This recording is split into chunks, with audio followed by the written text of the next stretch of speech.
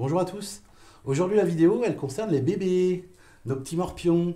Alors là on a déjà commencé le travail, c'est-à-dire que je coupe les griffes de mes chiots. Il faut savoir qu'à cet âge-là, hein, là ils ont 2 semaines, toutes les semaines on va leur couper les griffes. Alors là il nous en reste, sur les 6 il nous en reste 2. Je vais vous montrer, hein, toutes les semaines il faut les couper parce que je ne sais pas si vous voyez un petit peu comment c'est fait. Oui, ça accroche quand même pas mal, hein. Je ne sais pas si vous voyez là. J'espère que ça cadre bien. Enfin bref, au pire, on fera une photo puis on va vous la montrer.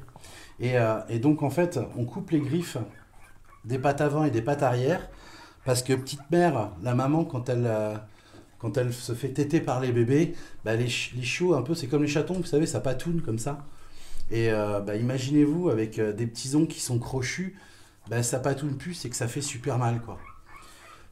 Et d'ailleurs, c'est quelque chose que je constate souvent sur des annonces qu'on m'envoie, où on me dit, tiens, Denis, qu'est-ce que t'en penses et tout, est-ce que c'est sérieux, pas sérieux?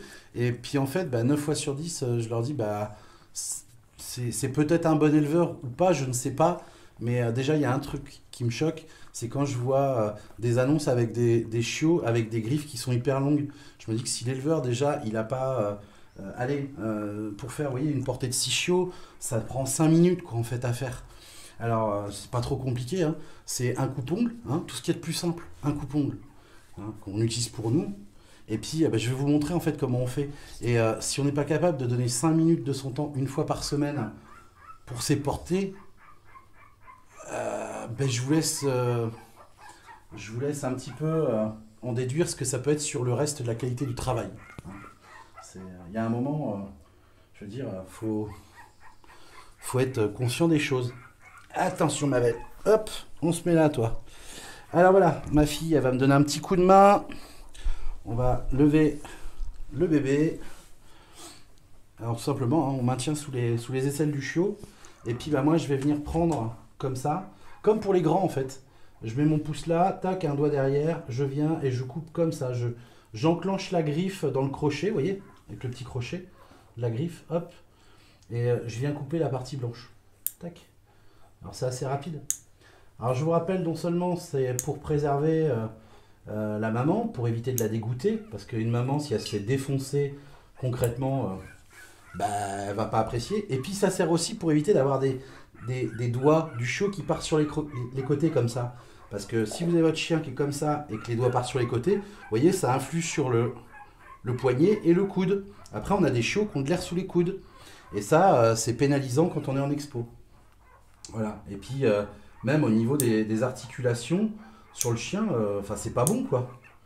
Mais voilà, comme je dis toujours, de toute façon, c'est pas parce qu'on a, c'est pas parce qu'on a un numéro de sirette et qu'on est gentil qu'on est compétent, hein.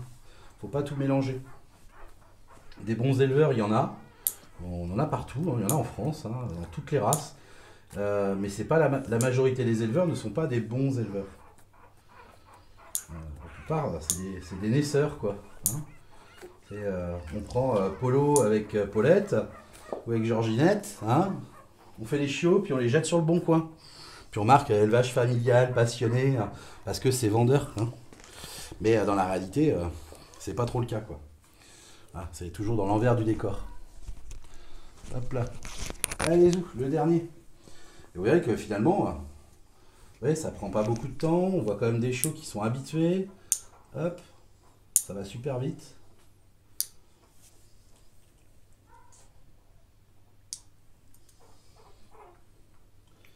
Et puis bien sûr, une fois qu'on a coupé les griffes, eh ben on les ramasse, hein.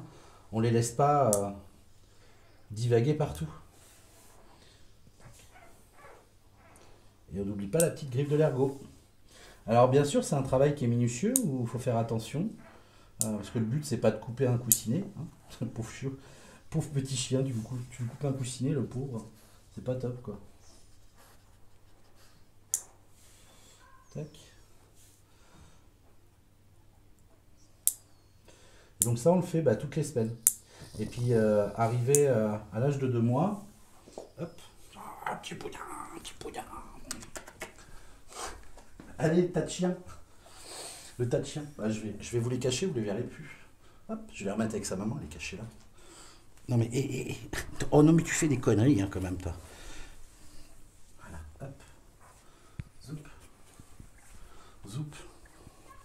Mes petits boudins, mes petits cochons de lait. Hop là.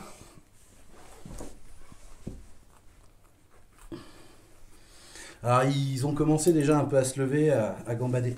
Alors, comme vous avez pu voir aussi, là, j'ai ma lampe chauffante. Et vous voyez, la maman avec les chiots se mettent là. Ça a une raison. La lampe chauffante, elle diffuse comme ça, la chaleur. Là, pour information, donc la lampe, elle est en gros à peu près à 1,50 m de haut. Et c'est une 175 watts qui permet de sortir de la chaleur, dégager comme ça de la chaleur. D'ailleurs, vous voyez, elle est un peu de travers, c'est volontaire. C'est pour que la chaleur se diffuse ici, hein, un peu en arrondi. Et en fait, la maman au début, avec les bébés sont là, et puis en fait, progressivement, ils s'écartent parce qu'il fait un peu trop chaud. Là, on a utilisé des plaids hein, qui sont assez épais. C'est pour deux choses. Quand la chaleur, elle se diffuse, elle vient taper là, et ça, c'est comme un panneau rayonnant, en fait. Vous voyez, ça garde la chaleur et ça la diffuse jusqu'en bas, tranquillement. Dessous, c'est pareil, c'est un espèce de lino hyper épais, pour comme ça, s'il y a un pipi, ça va pas dégueulasser ce qu'il y a dessous. Hein. Niveau hygiène, toujours. Et tout ça se change tous les jours, et on nettoie avec des produits comme du Saniterpen, qui ressemble à ça. C'est virucide, bactéricide et fongicide. C'est la base. Et ça, vous pouvez le trouver soit sur Internet, soit à Gamme Vert, Jardiland, etc. Mais utilisez vraiment des produits comme ça. Moi-même, l'intérieur de ma maison, on la nettoie comme ça, avec ces produits-là.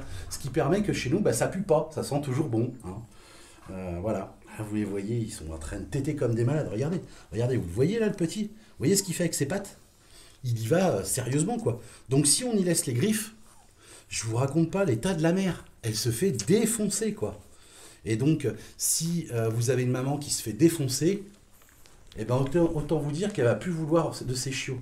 Donc, elle va les repousser.